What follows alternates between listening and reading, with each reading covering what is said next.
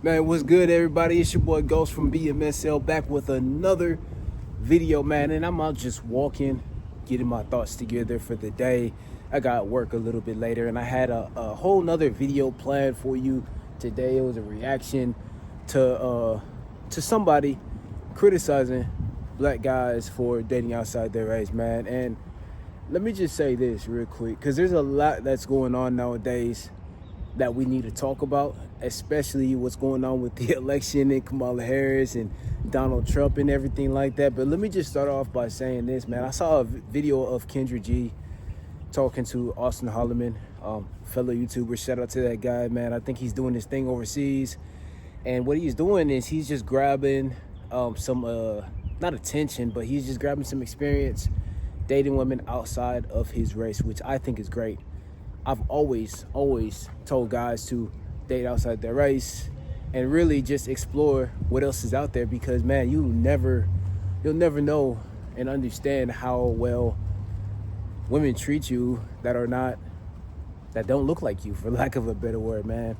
And so, man, I'm just thinking to myself, man, it's crazy how, other people get praised for doing what they want to do, dating who they want to date, swirling and exploring their options. But when we do it as black men, or for myself as a melanated man, when I do it, I get criticized. When Austin do it, he gets criticized, man. And I think it's a crazy double standard. But hey, listen, that's just the world that we live in, man. And so the reason why I want to talk to you guys about today, man, is I was having a conversation about the debate that happened between Harris and Trump with some people that I work with. And I like to keep everything that I do as far as political wise to myself, because I understand not many people understand what's going on in the world, and they only really pay attention when it's time for the election time to come, right? And so we were having a conversation, man, and I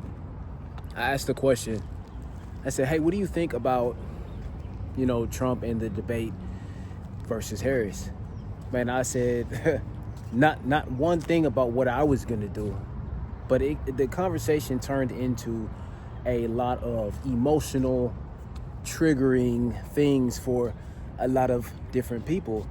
And so I was getting yelled at. I was, quote unquote, getting the tongue lashing for asking a question, right? And so they were thinking that I was supporting Donald Trump. Now, of course I am, because I want the best person for the job. And plus, I think the guys back in the day, they had enough sense to never, ever put a woman in charge. You can call that misogynistic. You can call it whatever you want. But I look at things pragmatically.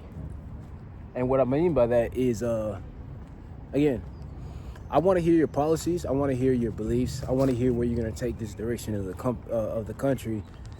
And a lot of the times, I'm not getting that from candidate Harris, right? She's already in office. She's the border czar. She's in charge of making decisions for the border.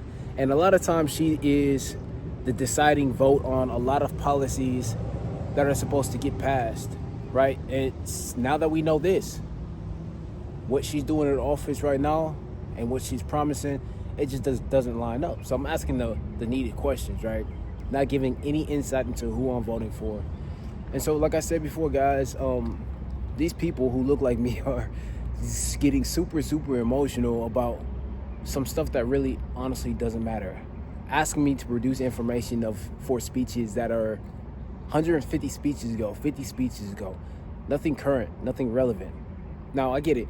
You may hate the way he delivers things. You may hate the way he is as far as his public image. But again, just like the rappers, man, just like any entertainers, just like Hollywood. You see how Hollywood is crumbling and the rappers are crumbling. Everything's a facade. So we give these rappers a pass, we give entertainers a pass, but we can't give Donald Trump a pass for putting on an image and putting on a show for the American people. Now, granted, what he says and what he does, I don't really care about. What I do care about is his policies. The border crisis is real. We can't deny that. There's over 20 million people, probably even more, that crossed into the country since probably 2020, right? And I'm just going off of statistics in my head, man. And so, I mean, when we look at this, it's one of those things, man, that we have to really stop acting emotionally and start thinking logically, man. And I think the problem with black people is that they vote for people that look like them, which is not a problem.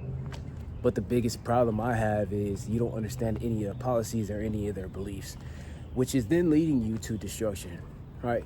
I'm not a fan of that, and I'm definitely not a fan of voting emotionally either, because there's a lot of bad things that can happen when you do those type of things. And so, I mean, it was crazy, the conversation that went down. And so I asked the last question as well as I wrapped the video up.